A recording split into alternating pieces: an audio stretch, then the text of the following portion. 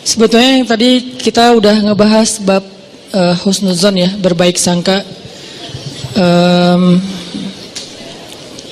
Karena salah satu yang bikin hubungan kita, baik itu dengan keluarga ataupun dengan geng, tetap langgeng, tetap nyaman itu ketika kita belajar untuk selalu berbaik sangka semampu kita. Fattaqullaha mastata'tum. Jadi ada level orang yang bisa berbaik sangka tuh level haqqa tuqatih. Kan ayatnya 2 ya. Ayat yang di Ali Imran, ittaqullaha haqqa tuqatih. Kalau ittaqullah itu kita breakdown, kan takwa itu variannya tuh banyak banget.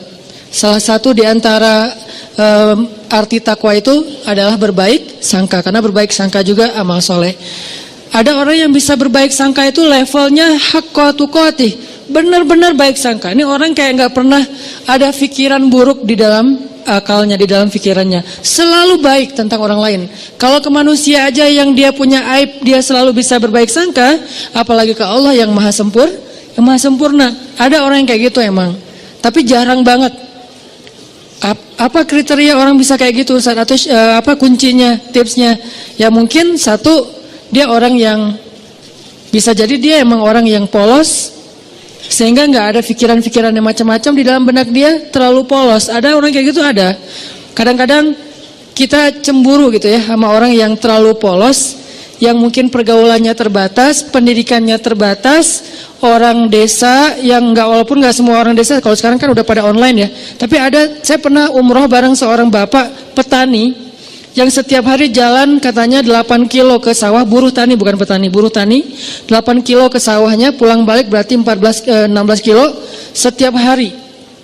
Dan ketika berangkat umroh, itu orang yang lain kadang-kadang namanya orang dari satu grup ya, ada aja masalah kayak masalah di dalam kamar, misalnya kayak satu grup kita ngambil yang kuat, 4 orang.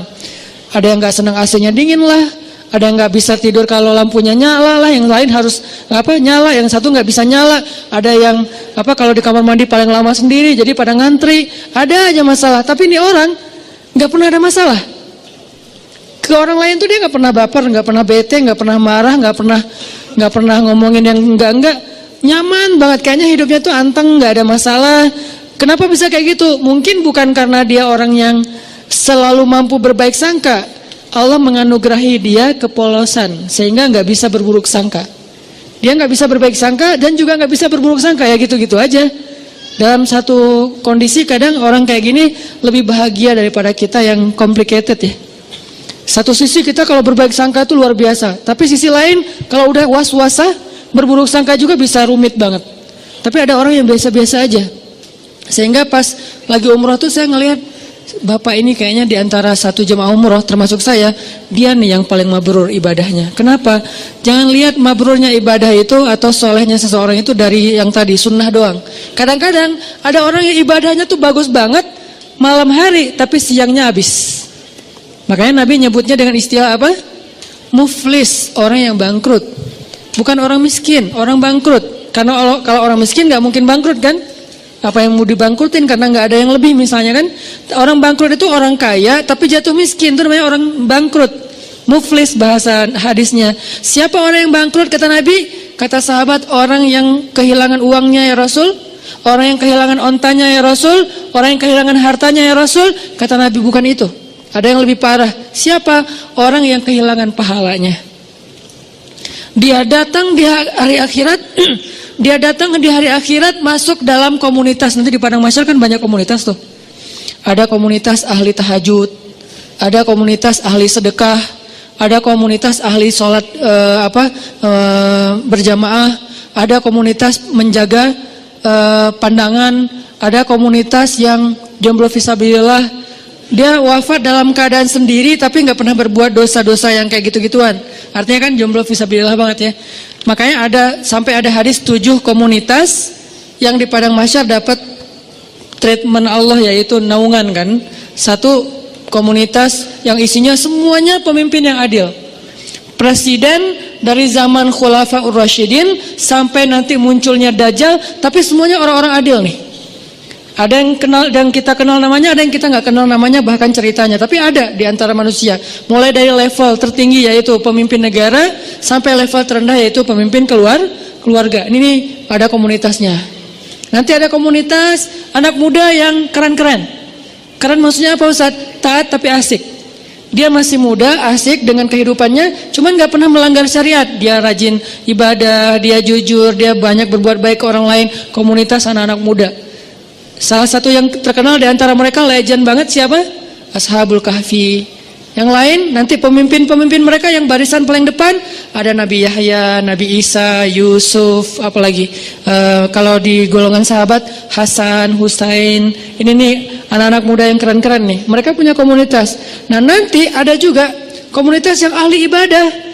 Cuman ketika dihisab oleh Allah, mereka jalan berkomunitas karena mereka digolongkan sesuai dengan amal yang dominan. Yasdurun nasu ashtatan. Manusia yasdur akan dikelompokkan ashtatan, berkelompok-kelompok sesuai dengan liyuro a'malahum, sesuai dengan amalnya. Jadi kalau datang ahli Quran itu ketahuan, wah hebat ya mereka ahli Quran gitu. Ketahuan dari mana? Mereka akan diberikan kendaraan cahaya. Kemudian dijemput langsung dari tempat mereka dibangkitkan, dari kuburnya dijemput oleh malaikat. Kemudian mereka akan dikawal oleh malaikat yang juga ahli Quran. Siapa malaikat itu? Malaikat Safaroh. Safaroh itu safir. Safir itu artinya brand ambassador, duta. Malaikat-malaikat duta. Wah hebat ya, jadi kayak selebriti di padang mahsyar lewat kelompok selebriti Al-Quran. Ada yang kayak gitu, tapi ini belum dihisab nih, masih berkelompok-kelompok. Begitu masuk hisab, berubah lagi nih. Dari satu komunitas itu misalnya Ahlul Quran, yang penghafal Quran, penghafal hadis, ahli ilmu, ternyata cuma setengahnya yang lulus masuk surga. Setengahnya lagi ketahan, kenapa? Bangkrut. Kenapa bangkrut? Mungkin dia ahli Quran, tapi dia juga suka berburuk sangka dan membicarakan aib orang lain. Mungkin dia ahli tahajud, tapi dia siangnya membicarakan aib orang lain. Ini nih yang bahaya nih. Jadi balik lagi, saya kayak ngerasa iri gitu ke bapak tadi yang orangnya tuh lempeng, ibadahnya mungkin nggak kayak yang lain yang sehari tawaf sampai 5 kali. Dia paling sehari sekali, itu juga kalau ada yang ngajak, kalau nggak di kamar aja sendiri gitu kan ya. Karena udah selesai ibadah umroh, ya udah di kamar. Kenapa dia nggak ke masjid? Apa kurang soleh? Bukan, nggak tahu jalan. Dia sekamar tuh berlima aslinya berempat tapi ditambah jadi berlima dan dia nggak komplain. Yang 4 ini komplain, dia nggak komplain. Padahal yang 3-nya komplain, dia nggak. Kenapa? Karena dia ya nggak apa-apa. Terus di antara berlima ini kan ada extra bed ya, karena kamarnya kamar quad dengan bed yang single bed. Terus karena ditambah satu lagi, soalnya udah ganjil, extra bed, dia tidur di extra bed. Yang notabene extra bed itu nggak seperti yang biasa, kurang empuk. Terus dari bawahnya tuh bunyi-bunyi gitu, terus sakit badan. Tapi dia mau, padahal dia bayar sama dengan yang lain. Tapi dia dikasih extra bed, nggak apa-apa. Terus teman-temannya karena malam-malam pada cepet-cepetan, pada berangkat sendiri-sendiri ke masjid, dia tinggal sendiri, takut sama orang kampung, takut keluar entah nyasar. Kan yang paling terkenal tentang Mekah itu kan nyasar ya. Jadi akhirnya dia karena takut nyasar, ya udah di kamar aja. Sholat subuh di kamar, padahal di Mekah. Pak gimana tadi subuhnya? Di kamar Ustaz. Loh kenapa? Nggak ada yang nemenin gitu doang. Wah ini Masya Allah, mungkin subuh dia tuh lebih afdal daripada kita yang subuhnya di masjid. Kenapa? Bukan karena dia nggak mau, dia nggak mampu, takut. Yang lain tawaf sehari 5 kali, dia tawaf kalaupun ada yang ngajak sehari sekali. Tapi nggak pernah ngomongin aib orang lain, nggak pernah berburuk sangka kepada orang lain. Dia orangnya selalu tersenyum, dalam keadaan capek aja bisa tersenyum. Dahsyat nih orang kayak gini nih, nggak tahu Allah kasih kelebihan apa pada dia. Ini namanya haqqa tuqati. Husnuzonnya itu udah benar-benar husnuzon. Selalu husnuzon, nggak pernah berburuk sangka. Ada orang kayak gitu, ada, apalagi di kalangan sahabat. Contoh, ada seorang sahabat namanya Tolhah bin Abdillah. Istrinya Tolhah ini pernah sukses, pernah juga diuji dengan terpuruk secara finansial, bisnis dia, dagangan dia tuh kayak rugi gitu. Ketika sukses, teman-temannya banyak yang datang ke rumah. Tolha, jadi rumahnya rame terus dan suka minjemin duit dari dia, jadi dia bantuin teman-temannya, traktirin makan teman-temannya. Pas lagi sukses nih, begitu dia bangkrut, sepi, nggak ada yang datang ke rumahnya. Orang nggak ada yang ngejar dia, nggak ada yang ngeramein rumahnya lagi, nggak ada yang jalan makan bareng dengan dia. Harusnya kan minimal gantian dong, sekarang dia yang ditraktirin kan. Akhirnya istrinya secara manusiawi normal bilang gini, Tolha, tuh lihat teman-teman kamu sekarang, ketahuan kan siapa yang sejati siapa yang enggak. Kenapa, kata Tolha, giliran kamu sukses dulu mereka nemenin kamu, ramai di rumah setiap malam. Sekarang giliran kamu bangkrut mereka jauh dari kamu. Kata Tolha, enggak, sebaliknya, mereka itu teman-teman yang baik. Mana sisi baiknya? Dulu ketika aku banyak uang, mereka datang meminta tolong kepada aku karena mereka tahu aku mampu menolong mereka. Sekarang ketika aku bangkrut, gak punya uang, mereka gak datang lagi karena gak mau merepotkan aku. Lihat sisi, selalu ada sisi husnuzon. Ini orang kok bisa kayak gini gitu. Sekarang mereka gak datang lagi ke rumah aku karena gak mau ngerepotin aku, takut daripada saya minta pinjam uang ke Tolha, tapi Tolha jadi gak enak hati karena gak bisa nolongin, kasihan, ya udah deh gak usah datang ke rumah Tolha. Itu yang dipikirin. Coba kalau kayaknya kita kayak istrinya lah ya, normal kan ya. Dan itu gak salah, cuman ada orang yang keren, bisa haqqa tuqatih. Sehingga ayatnya, ittaqullaha haqqa tuqatih. Kalau kalian mau beramal soleh yang pol, coba. Ada orang yang bisa kayak gitu. Siapa lagi yang bisa husnuzon? Istrinya Abu Ayyub. Ketika terjadi fitnah, berita hoax tentang Aisyah selingkuh dengan Sofwan. Istrinya Abu Ayyub pulang ke rumah terus nanya ke istrinya, "Mah, udah dengar berita yang lagi trending topik gak?" Gitu. "Oh, tentang Aisyah, ya. Gimana menurut Mama?" Kata istrinya Abu Ayyub, "Ya Abu Ayyub, gimana menurut engkau kalau ada yang membuat berita aku selingkuh?" Kata Abu Ayyub, "Ma'azallah, gak mungkin saya percaya karena saya tahu Mama orangnya solehah, baik, menjaga diri, gak mungkin macam-macam. Kalau sebaliknya ada orang yang mengatakan engkau hai Abu Ayyub selingkuh, mungkin gak?" "Ma'azallah, gak mungkin saya selingkuh, kan saya suami setia sama kamu." Gitu-gitu kan ya. "Terus saya gak mungkin selingkuh, gak mungkin berpaling ke yang lain mah, demi Allah gitu." Kata istrinya Abu Ayyub, "Wahai Abu Ayyub, sesungguhnya Aisyah lebih soleha dari aku. Kalau aku gak mungkin, Aisyah lebih gak mungkin lagi. Sesungguhnya Sofwan lebih soleh dari kamu. Kalau kamu aja gak mungkin, apalagi Sofwan." Ini juga berbaik sangka. Dia selalu melihat angle yang bisa buat dia tuh berbaik sangka sama orang lain. Dia cari, dia ulik tuh, gimana ya cara berbaik sangka, gimana ya cara berbaik sangka. Kan itu harus dicari juga ya, nggak bisa pasrah gitu aja. Karena kalau kita pasrah doang kan yuwaswis, yang banyak itu kan waswasah setannya nih.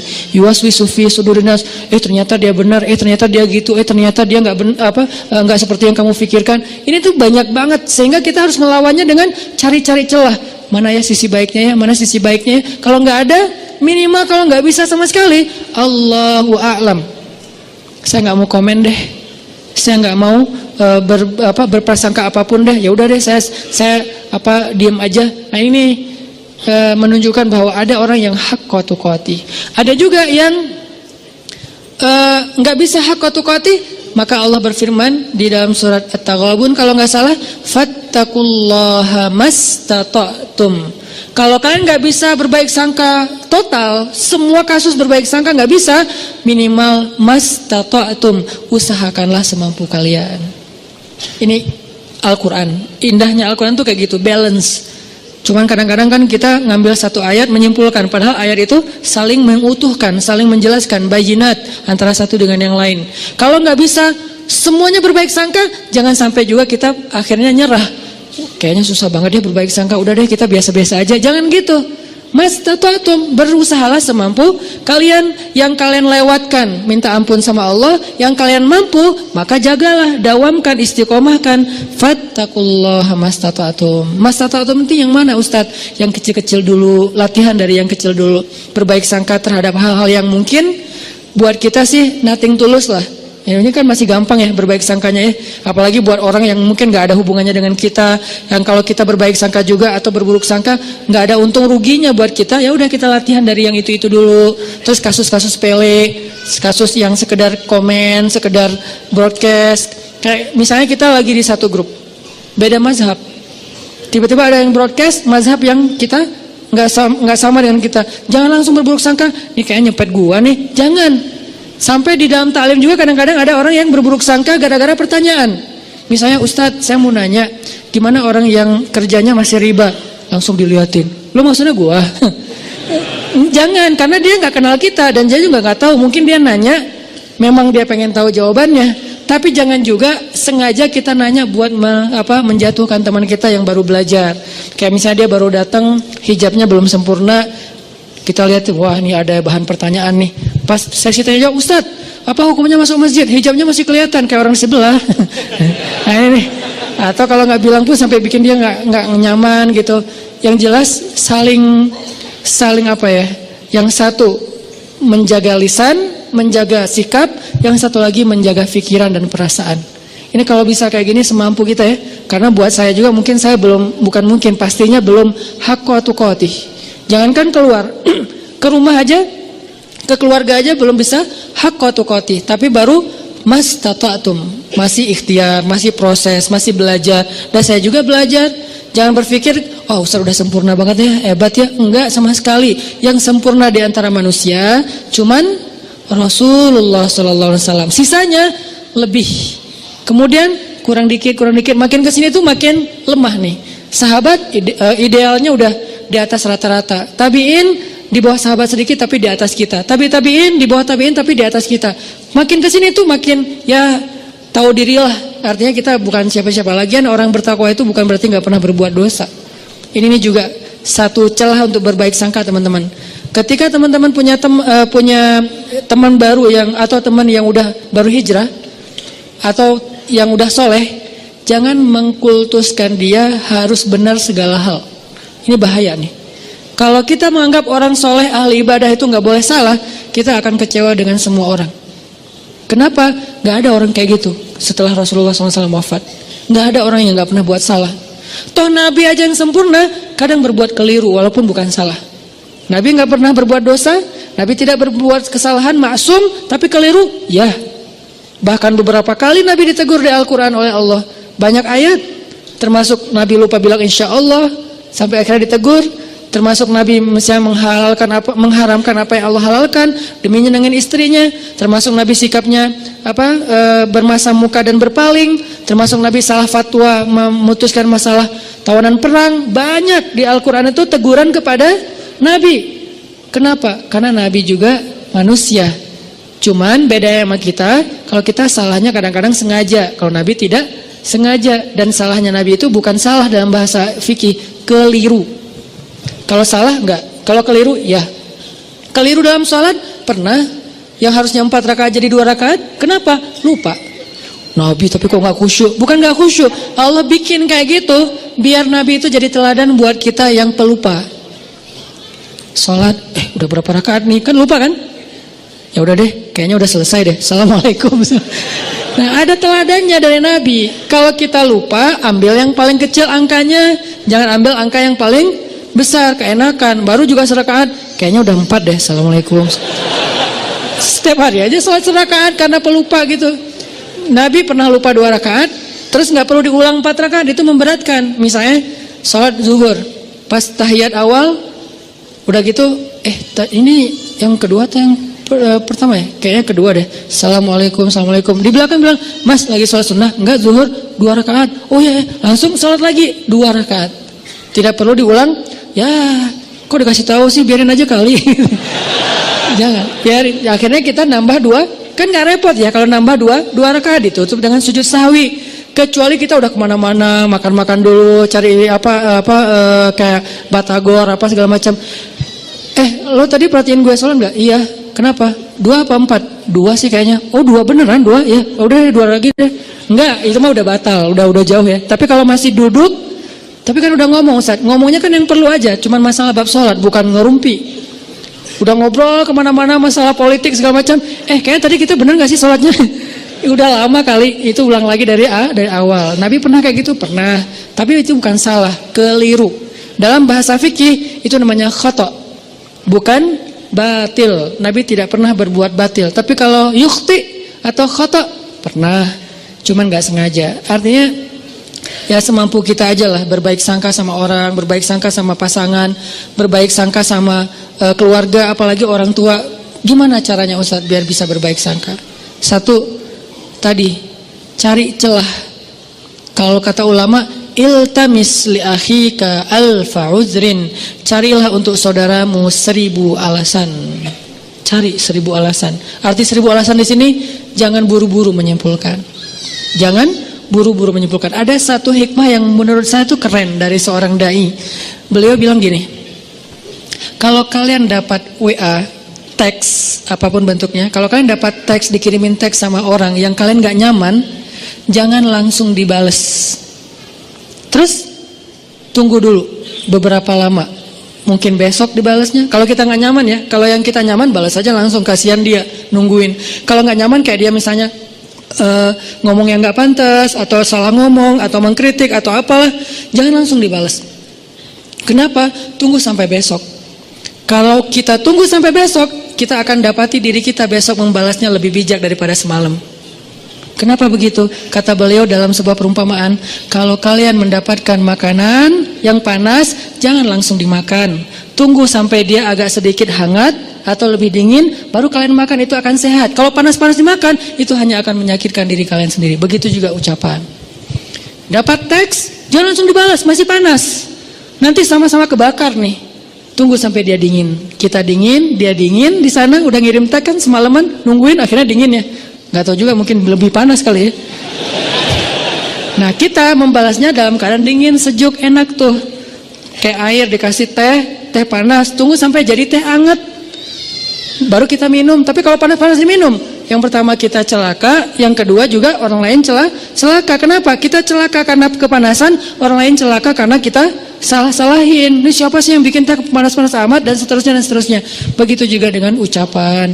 Ini cara berbaik sangka nih. Caranya jangan langsung disimpulkan, jangan langsung dijudge, tunggu aja dulu.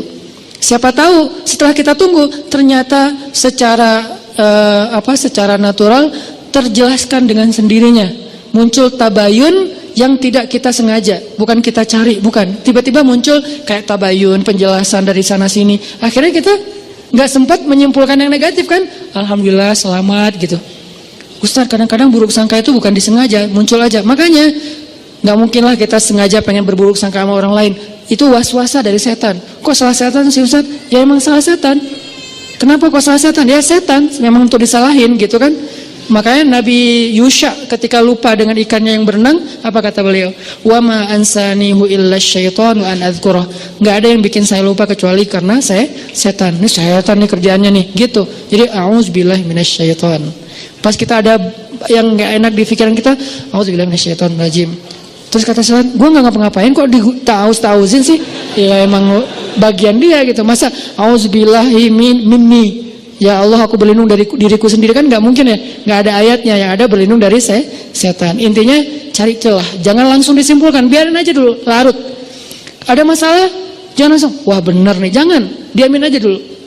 Minimal kalau nggak tertabayun, terjelaskan dengan sendirinya, kitanya udah concernnya udah pecah dengan hal-hal yang lain. Siapa tahu tiba-tiba Allah memberi kita rezeki lupa, besok nggak sempat dibahas lagi. Ini cara-cara berbaik sangka yang kata ulama praktis.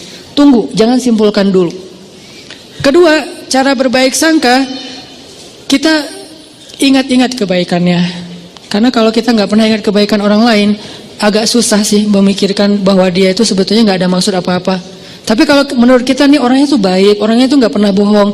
Begitu ada orang bilang dia bohong lu kemarin, kayak nggak mungkin deh. Soalnya setahu saya dia tuh orangnya selalu jujur. Nah kan karena kita ingat bahwa dia jujur, susah percaya kalau dia bohong.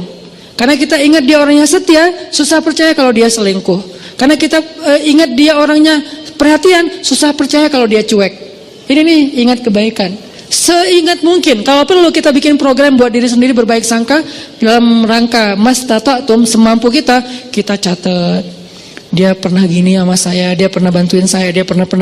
Sesekali kita minta tolong dia nggak bisa tolong, kita akan lihat dulu sih dia selalu nolongin saya. Kok sekarang dia nggak nolong? Kayaknya dia lagi ada masalah juga. Tapi kalau kita lupa, dia emang gitu orangnya, susah banget dimintain tolong. Padahal setiap hari nolong. Kecuali kali ini. Nah ini cara berbaik sangka, ingat kebaikan orang lain. Kalau nggak ada Ustaz, Siapa bilang nggak ada? Nggak mungkin nggak ada, kecuali Firaun. Toh Firaun aja masih ada kebaikannya apa? Masih mau menampung Musa kecil di rumahnya, walaupun sebetulnya dia nggak suka kepada Musa itu. Masih mau, gara-gara apa? Gara-gara sayang sama istrinya. Kalau Dajjal, nah itu satu-satunya yang mungkin bukan hampir nggak ada sih emang. Sehingga kita disuruh bertaus di akhir sholat kita dari Dajjal. Jadi taus itu kayaknya setahu saya itu dua ya, setan dan Dajjal. Ini saking buruknya. Tapi kalau manusia biasa pasti ada. Kalau nggak kelihatan sama kita, bukan nggak ada, kita nggak tahu. Sehingga kita berbaik sangkanya, ya pasti adalah kebaikan dia. Cuman saya nggak tahu. Ustadz, kalau yang berburuk sangka itu tentang sesuatu yang bikin kita sebel gimana Ustadz? Ini nih yang agak berat nih. Kalau nggak ada hubungannya dengan kita, kayak isu, informasi, apa yang lagi ngehit atau apa, itu mungkin buat kita sih gampang berbaik sangkanya. Tapi kalau yang bikin kita nyesek, gimana Ustadz berbaik sangkanya? Sholat. Jangan berbaik sangka sama dia kalau belum mampu. Berbaik sangkalah kepada Rabbnya. Karena kalau ini juga nggak bisa, udah nggak ada lagi harapan. Cara berbaik sangka kepada Allah hubungannya dengan dia apa Ustadz? Ya Allah, saya nggak tahu apa yang terjadi. Saya serahkan urusan dia kepada Engkau. Engkau pasti nggak akan ngecewain saya dong pastinya. Ini nih cara berbaik sangka ke Allah. Akhirnya tawakal modalnya. Supaya kita nggak ngikutin prasangka buruk kita yang bikin kita nyesek. Kadang-kadang orang berburuk sangka itu bukan hanya dalam kehidupan yang biasa. Dalam ibadah aja bisa berburuk sangka. Dan kalau udah kayak gitu, udah nggak nyaman. Ada teman kita misalnya kayak lagi puasa sunnah. Kok dia egois banget sih puasa sunnah pas lagi mau ngajak acara makan-makan bareng saya, nggak bisa, sehari aja dia batal. Nah ini udah mulai muncul sebelnya, nggak nyamannya. Berbaik sangkalah apa? Ya mungkin dia nggak ada hajat yang dia lagi butuhin sehingga dia kayak lagi ngelobi langit dengan ibadah-ibadah sunnah, dan itu lebih dia butuhkan daripada sekedar membatalkan puasa demi makan-makan dengan kita. Ya udah deh nggak apa-apa, mungkin dia punya hajat yang penting, bisa kayak gitu atau apapun lah bentuknya. Kadang-kadang dalam ibadah juga berburuk sangka itu bukan yang fatal sih, tapi agak dikit ganggu. Kayak lagi sholat berjamaah, saya pernah ngimamin kan ada ayat-ayat yang kadang-kadang kalau lagi berkesan gitu diulang-ulang ya. Kayak misalnya baca ayat, bukan Ar-Rahman sih, kalau itu pasti diulang-ulang sih, fabi ayyi rabbikum tukadziban. Ada yang kayak wabashiril ladzina amanu wa 'amilus shalihat. Sampaikanlah berita gembira kepada orang yang beriman dan beramal soleh. Wah, ini keren nih ayatnya. Wabashiril ladzina amanu wa 'amilus shalihat. Diulang lagi. Kenapa lagi mensugesti diri? Gak usah khawatir deh beramal soleh, karena pasti gembira hasilnya, pasti dibahagiain Allah, pasti Allah balas, gak mungkin dikecewain. Wa basyiril ladzina amanu wa 'amilus shalihat. Di belakang kadang-kadang makmumnya mungkin gak bisa berbaik sangka, tapi gak fatal juga sih. Jangan-jangan Ustadz lupa nih. Analahum jannat. Karena kebenaran dia hafal.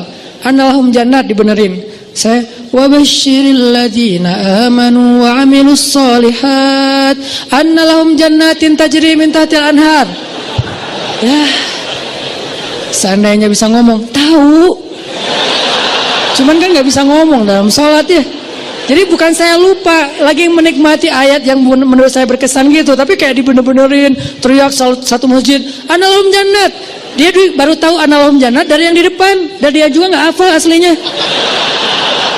Jadi kayak, wah ternyata itu ya udah deh, rame-rame yuk, analom jannat gitu. Apaan sih? Ada yang kayak gitu. Pernah sekali kayak gitu, sholat dibenerin dari belakang. Pernah saya nggak ngerasa lupa gitu. Terus akhirnya apa? Saya sebagai imam kan gengsi gitu kan. Pas analom jannat, analom dilebay-lebayin iramanya gitu biar yang pengen ngasih tahu kode gitu. Gue hafal, cuman lagi kayak khusyuk gitu sih. Intinya adalah berburuk sangka itu emang gak nyaman. Dalam ibadah aja gak nyaman. Padahal itu bukan hal yang fatal kan. Mungkin justru makmumnya kayak, kasihan ya ustadznya ya, udah 5 kali ngulang gak lewat-lewat. Udah deh kita benerin. Kalau berbaik sangkanya imam ya kepada umum, kalian baik banget sih dibenerin, padahal saya gak salah loh, kasihan deh lo gitu.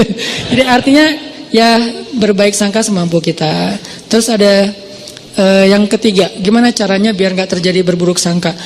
kita nih sebagai orang yang kadang-kadang suka bikin masalah, suka bikin syubhat istilahnya. Apa itu syubhat? Sesuatu yang berpotensi salah faham. Itu namanya syubhat. Sesuatu perkataan, perbuatan, posting kalau dalam bahasa sosmed itu yang berpotensi orang salah faham. Nah, kitanya yang harus tabayun segera sebelum terjadi kesalahfahaman. Contoh, saya posting main air di laut pakai celana pendek. Kan berpotensi orang salah paham ya. Wah, Ustaz kok celana pendek gitu kan? Akhirnya di caption, not itu pakai knee band. Saya menutup lutut pakai kayak ikat lutut gitu. Jadi tetap ketutup. Ini pakai knee band loh ya, ditutup di pakai yang agak kayak ketat gitu. Cuman warnanya warna kulit. Kenapa tuh harus pakai celana pendek? Ya aja main papan pakai celana panjang, jeans pula gitu kan ya. Kan jadi bid'ah gitu kan. Gimana saya mau deketin teman-teman surfing sementara saya dianggap ahli bid'ah dalam mazhab surfing. Kecuali saya pakai shortboard yang emang dia lebih modern sehingga saya bisa pakai wetsuit gitu kan, pakaian kayak nyelam gitu yang panjang. Tapi kebenaran karena emang masih belajar, biar lebih gampang pakainya yang longboard selong mungkin, kalau bisa 10 meter gitu kan, selong mungkin biar lebih stabil kan, makin long, makin lebar, makin tebal kan makin stabil tuh, walaupun berat sih kalau kena lumayan gitu. Ngambil yang paling long, makin bold, sehingga mazhabnya itu makin kayak wah single fins or die gitu kan, satu fin atau nggak usah sama sekali deh, nggak usah pakai fins gitu. Akhirnya ngikutin mazhab teman-teman yang emang mereka punya prinsip bahwa kalau long itu celananya pendek Ustaz, bajunya geleber gitu Ustaz, terus kayak gitu-gitu. Oh ada yang gitu-gitu ya? Iya ya Ustaz. Ya udah deh, biar saya nggak diahliin bid'ah, biar bisa dekat sama mereka, ngobrol santai. Ya udah pakai celana pendek. Cuman biar nggak jadi syubhat, ditutup lututnya. Ini namanya mentabayun sendiri sebelum dipertanyakan oleh orang lain. Ada yang kayak gitu, ada juga yang kayak misalnya kita lagi ke satu wilayah yang mereka baca Qur'annya itu kalau sholat bismillahnya dijaharkan. Ada yang mazhab jahar, ada yang enggak. Kalau saya kan ngambil mazhab yang sir, tapi baca cuman enggak dijaharkan. Nah pas lagi di sana kita bisa jelasin, maaf ya saya mungkin baca cuman sir gitu, biar orang Al-Fatihah enggak pakai bismillah. Nah diperjelas. Kalau perlu bismillahnya yang biasa bismillahirrahmanirrahim. Kali ini bismillahirrahmanirrahim. Enggak pakai irama tapi jelas gitu. Supaya orang lain, oh ya tenang deh kalau gitu. Jadi kita kayak tabayun sendiri. Itu perlu. Apa dalilnya Ustaz? Nabi pernah kayak gitu. Nabi suatu malam lagi nganterin istrinya pulang karena dari masjid. Nabi enggak nginep di rumah istri yang itu, cuman dianterin pulang. Pas lewat di sebuah lorong kayak gang gitu yang agak-agak remang-remang, Nabi berdua dengan cewek, lagi nganterin cewek ini pulang. Dari itu berlah istri beliau. Tiba-tiba lewat sahabat ngelihat Nabi sama cewek, langsung mereka mempercepat langkahnya. Nabi, pergi aja. Pergi aja mereka, dipanggil sama Nabi. Sebentar kata Nabi. Kenapa ya Rasulullah? Ini adalah Sofia istriku, kata Nabi. Ini adalah Sofia istriku. Kata sahabat, ya Rasulullah, gak mungkin kami berburuk sangka kepadamu. Kata Nabi apa? Inna syaitan yajri majrad dam. Setan itu mengalir di dalam aliran darah kalian. Maksudnya apa? Dia tahu banget yang kalian rasain. Mungkin sekarang kalian gak akan ada apa-apa. Nabi sama cewek, pergi aja, gak usah dipikirin. Udah disimpan. Besok ada yang ngomongin atau ngelihat sekali lagi, bener ya kayaknya semalam yang kita lihat. Nah jadi gitu tuh. Daripada jadi omongan, maka Nabi langsung tabayun. Sebentar, ini Sofia istriku, kata Nabi. Oh ya, berarti udah gak ada fitnah. Ini namanya tabayun langsung. Kadang kita sebagai objeknya yang harus aktif. Kalau kita lihat sikap kita, postingan kita, ucapan kita, teks kita, caption kita tuh bisa mengundang salah faham orang yang membaca. Dan itu kan banyak tulisan-tulisan yang kalau orang baca salah faham. Kenapa salah faham? Karena mungkin memang tulisannya agak-agak multi tafsir. Maka butuh kayak footnote-nya, butuh penjelasannya, butuh apanya. Itu namanya tabayun. Jangan tunggu orangnya, jangan suuzon dong, tabayun dulu. Kalau emang yang kita lakukan emang akan muncul potensi salah faham, kita aja yang langsung tabayun. Termasuk kayak lagi lagi bikin event. Saya beberapa kali bikin event, muhasabahnya pakai back sound. Saya udah minta fatwa, saya tanya Ustaz Abdul Somad, Ustaz, saya muhasabah pakai back sound boleh nggak Ustaz? Di dalam masjid atau di luar? Di luar boleh. Tanya ke yang lebih senior lagi, namanya Bang Zikri, kakak kelas saya namanya Dr. Awalul Zikri, dokter di bidang fikih. Berarti beliau kan lebih ini lagi ilmunya. Bang, saya pakai back sound tapi di luar masjid, di gedung gitu pas muhasabah. Boleh enggak? Doa itu ibadah mutlak kata beliau. Arti ibadah mutlak tidak terkait dengan cara tertentu, maka boleh selama back soundnya tidak berlebihan. Kalau back soundnya mungkin yang lebih kencang daripada doa mungkin ya agak-agak gimana gitu kan ya. Terus pakai dulu kan jarang ada tabligh akbar pakai flashlight ya. Terus kita bikin tabligh akbar beberapa kali pakai flashlight. Pas bagian apa? Pas bagian lagu Indonesia Pusaka. Pakailah flashlight. Mulai dihujat nih. Dihujatnya apa? Kajian kok kayak apa gitu kan ya? Kayak ikut agama lain atau apa gitu. Kayak pakai lilin atau apa gitu. Oke, saya yang salah, lupa tabayun. Alhamdulillah, bukan alhamdulillah. Qadarullahnya sekarang banyak para habaib, masya Allah, mereka selawatan juga di acara crowd event gitu pakai flashlight kan? Ada Habib siapa gitu, yuk kita selawatan, nyalain flashlightnya. Buat apa sih? Buat lebih semarak, lebih semangat gitu. Termasuk Ustaz Abdul Somad juga bikin pakai flashlight. Karena saya juga ngomong sama Ustaz Abdul Somad kan sering kontak-kontakan, Ustaz saya pakai flashlight loh dan ditutup gini-gini. Kata Ustaz Abdul Somad, kita bikin komunitas yuk. Komunitas apa? Komunitas korban tahzir kata beliau. Karena kayak saling curhat-curhat gitu. Oh iya Ustaz, maksudnya nggak apa-apa selama itu bukan di dalam masjid. Akhirnya besok-besok kalau saya bikin event, saya jelasin ini di luar masjid ya gitu. Ini nggak di ini di gedung ya. Ini kenapa saya bikin 2 event, satu di masjid, satu di luar masjid? Karena emang ada kondisi yang memang beberapa teman-teman yang mungkin baru belajar, pengen nyaman dalam taklim itu butuh dipancing dengan sesuatu yang gimmick. Sehingga kita bikin, jangan sampai kita lakukan itu di masjid, akhirnya di luar masjid. Jadi tetap semua dapat menunya deh. Yang udah medium dapat menu medium, yang udah bold dapat menu bold, menu bold. Yang masih light dapat menu light. Bertahap, setiap orang berproses. Kalau yang pengen bold, datang aja ke Al-Latif pas kajian tarbiyah saya. Teman-teman pemuda aja tahu gimana boldnya kajian kita tentang masalah pergerakan. Itu bold banget, pasti akan bosan. Kalau yang di sini medium, ada yang lebih light lagi, ada. Dan makanya sekarang saya agak sedikit ditambah-tambahin. Yang dulu mungkin entertainnya lebih banyak, gaming yang lebih banyak, sekarang naikin level dikit, kayak gitu-gitu kan. Ya, ini proses dalam dakwah. Tapi harus tabayun supaya tidak jadi syubhat, jadi salah faham. Kadang-kadang lupa tabayun, namanya juga fattaqullaha mastata'tum, semampu kalian, semampu kita aja. Jadi 3. 1, cari celah. 2, apa tadi teh? Mengingat kebaikan. 3, kita sebagai objeknya yang kalau bisa menjelaskan supaya tidak terjadi salah paham. Ini aja yang mungkin saya bisa share tentang berbaik sangka. Karena berbaik sangka ini adalah salah satu modal penting kalau kita mau membangun sosial yang yang nyaman, masyarakat yang nyaman, hubungan pertemanan yang nyaman, keluarga yang nyaman. Salah satunya adalah dengan berbaik sangka.